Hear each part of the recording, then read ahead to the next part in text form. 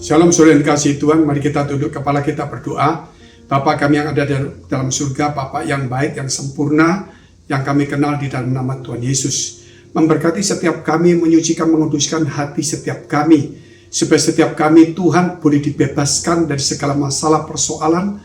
Hati kami diterangi oleh firman Tuhan, diberikan hikmat, marifat, supaya kami boleh menyelesaikan persoalannya dan diberikan kuasa Tuhan supaya mengubah setiap masalah boleh menjadi peluang dan berkat dalam hidup kami. Segala roh-roh jahat, kuasa kegelapan yang membuat kami yang diintimidasi maupun yang terluka hati, yang sedih, Tuhan yang stres, depresi, kiranya Tuhan memberikan damai sejahtera.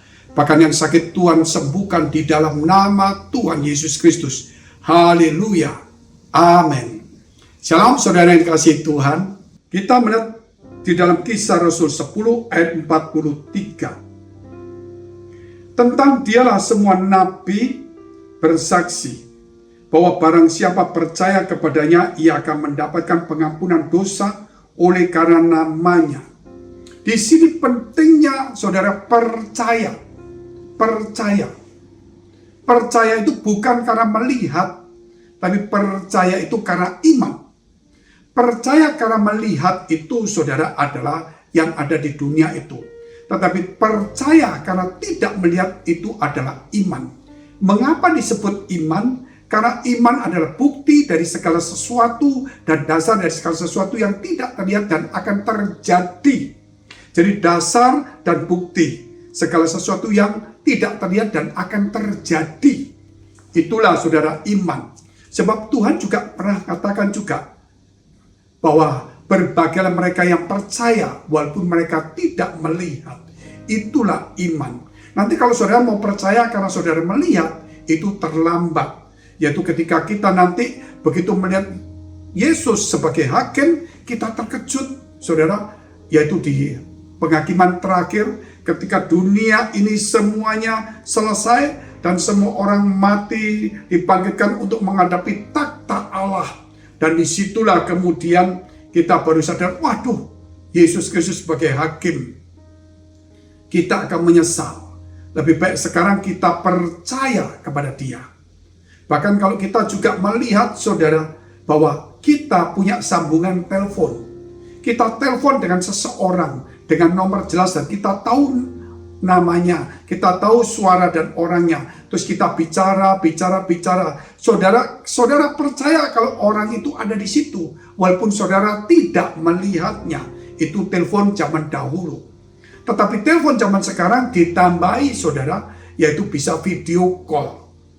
Nah itu zaman sekarang. Tetapi kalau kita melihat bahwa iman itu kita saudara percaya, bukan karena melihat dan kita tahu, dan kita sadar, itulah iman. Dan pengampunan dosa itu diberikan kepada orang yang beriman. Artinya orang yang beriman mendapatkan pengampunan dosa itu adalah saudara orang yang memang mendapatkan sesuatu kemurahan Tuhan. Yaitu saudara karena dia percaya sehingga dia diampuni dosa. Untuk menjadi percaya tidak mudah. Untuk menjadi orang beriman tidak mudah. 1 Korintus 12 ayat 2 dan 3 mengatakan, tidak ada seorang pun bisa menyebut Yesus adalah Tuhan kalau bukan dari Roh Kudus. Itulah pekerjaan Roh Kudus. Bukan seseorang yang pandai. Saudara, orang yang kaya, orang yang hebat, orang yang baik ataupun jahat bisa mudah untuk terima Tuhan. Tidak mudah. Karena itu dari Roh Kudus. Roh Kudus tidak bisa diperintah oleh manusia.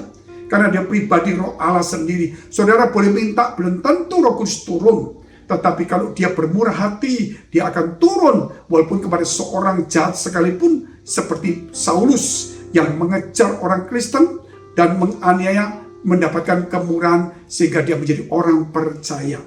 Bahkan banyak orang-orang seperti ahli Taurat, imam-imam yang hidupnya di dalam agamawi, ada yang tidak mendapatkan kemurahan.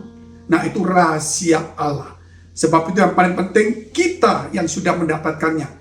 Kita harus mengucap syukur karena hidup kita bukan di dunia ini, saudara, kita boleh bahagia, tetapi di akhir kita bahagia. Berapa sih lama orang di dunia? Paling lama 70-90 tahun. Tetapi selebihnya itu. Dan waktu begitu cepat sekali. Sebab itu saudara, jangan terlalu tamak berbuat salah dan jangan sampai tidak percaya Yesus selama di dunia. Karena dunia tempat dosa, tempat godaan. Tidak satupun orang yang tidak berdosa. Berbahagialah kita yang percaya Yesus karena dosa kita diampuni. Saudara, kita melihat firman Tuhan yaitu Kisah Rasul 10 ayat 44. Ketika Petrus sedang berkata demikian, turunlah Roh Kudus ke atas semua orang yang mendengarkan pemberitaan itu. Roh Kudus turun. Roh Kudus tidak bisa diperintah oleh seorang pendeta sekalipun. Roh Kudus tidak bisa, saudara, diminta dan diatur semaunya orang. Tidak bisa. Roh Kudus itu punya selera. Roh Kudus itu satu pribadi, Roh Allah. Tidak ada yang ada di atasnya. Dia adalah Allah itu sendiri. Sebab itu ketika Roh Kudus turun, bukan karena tumpang tangan seseorang, bukan karena pendeta juga berdoa, bukan karena kita minta, saudara, itu hanya sarana. Kita minta, kita tumpang tangan, tetapi apakah Roh Kudus itu mau bermurah hati pada kita? Yang paling penting, yang mendoakan dan yang mau didoakan membuka hatinya.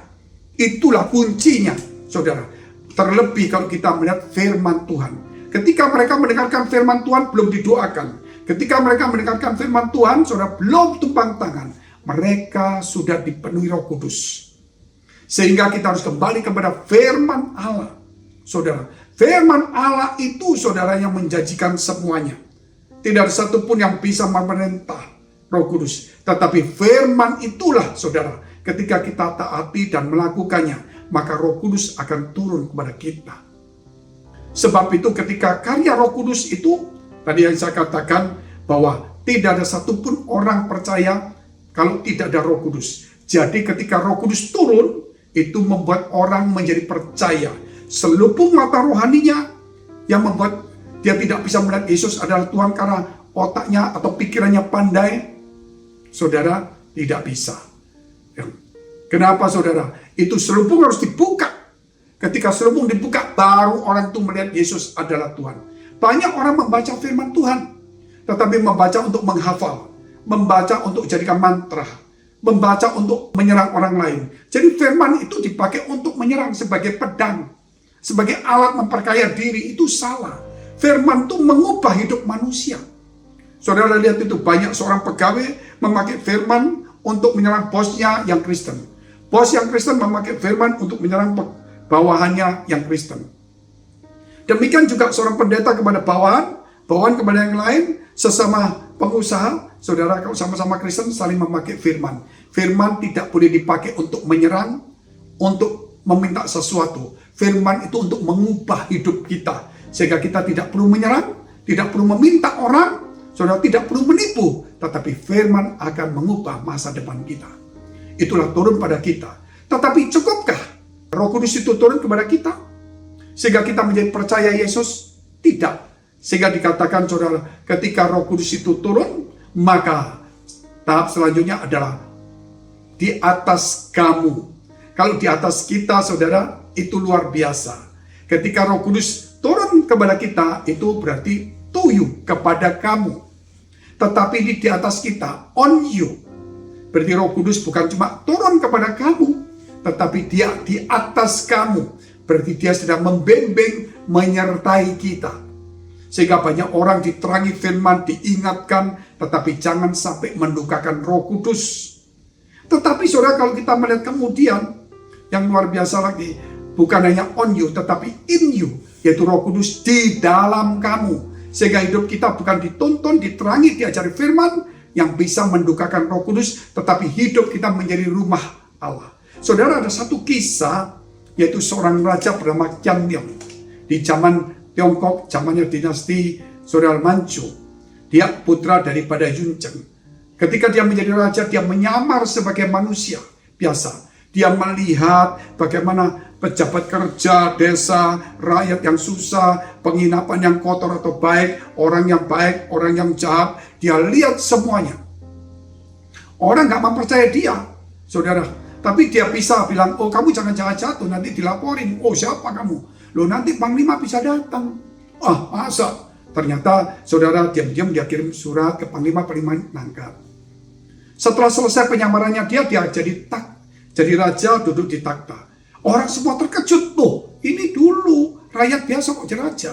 Ternyata dia menyamar sebagai rakyat biasa. Sehingga dia memberikan berkat, memberikan pahala, memberikan tanda jasa kepada mereka yang baik. Dan menghukum, saudara, kepada yang jahat. Itulah Yesus ketika ada di dunia ini, saudara, dia punya kuasa. Walaupun dia tidak duduk di takhta, tapi dia punya kuasa. Dia bisa memerintah malaikat, dia bisa memerintah yang lainnya, termasuk saudara yang ada di surga, karena dia adalah Tuhan. Tetapi sekarang saudara, Yesus ada di surga. Dia bisa mengutus Roh Kudus. Nah, ketika Yesus ada di dunia, dia bisa mengutus Roh Kudus turun. Luar biasa. Kenapa? Karena dia Allah. Sama seperti Kaisar Kiandong. Dia bisa mengutus dirinya sendiri. Dia bisa mengutus putranya. Dia bisa mengutus permaisurinya. Dia bisa mengutus panglimanya. Saudara, karena dia ada di posisi tinggi. Nah, demikian juga saudara, Yesus bisa mengutus Roh Kudus. Karena Yesus dan Roh Kudus adalah Allah Tritunggal itu sendiri. Haleluya. Mari kita tunduk kepala, kita mau berdoa. Bapa kami dalam surga, Bapa yang baik, yang kami kenal dalam nama Tuhan Yesus. Kami berdoa Tuhan untuk setiap firman-Mu supaya tidak akan kembali sia-sia. Supaya iman kami semakin teguh. Sehingga melalui doa kami, melalui kehidupan kami, biar berkat itu turun tercurah kepada orang sekeliling kami dan kehidupan kami sendiri. Terima kasih Bapa. Jika saudara masih punya persoalan, pergumulan, masalah, persoalan, tantangan, dekapkan kedua tanganmu di dadamu. Jika engkau punya sakit penyakit, tumpangkan tangan bagian sakit. Kami berdoa Tuhan untuk mereka yang dalam pergumulan, masalah, persoalan, tantangan, baik dalam permasalahan keluarga, rumah tangga, kesehatan, iman mereka, karir, studi mereka, perjodohan mereka, masa depan mereka, usaha mereka, bahkan Tuhan keuangan mereka.